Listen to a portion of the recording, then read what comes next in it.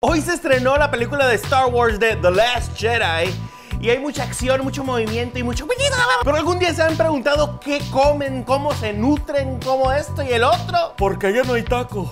Pues hoy les voy a enseñar cómo preparar el Blue Milk con la leche azul o Bantha Milk que viene de esta jirafa, de este rinoceronte, no sé qué es, pero es una mezcla entre elefante y un búfalo y sale una leche azul. Vamos a empezar. El ingrediente secreto es esto. Son unas piedritas o arena de Plutón, vean eso.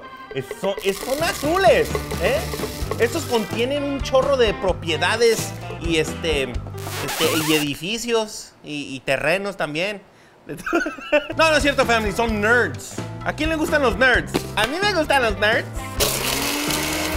Lo hicimos polvo, pero no lo respiren, family. No respiren eso. Ay, vean eso, family. Un polvito azul bonito. ¿Cómo la ven, eh? Una taza de leche. ¡Ah! ¡Ah!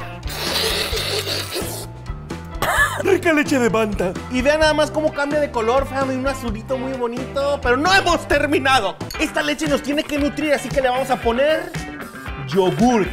Yogurt de vainilla. ¿Por qué? Porque sabe rica la vainilla. Rica leche de Bantha. Y si creíste que eso era suficiente, no, le vamos a poner más vainilla. Y aquí tenemos sangre de Bantha. Y lo licuamos de nuevo.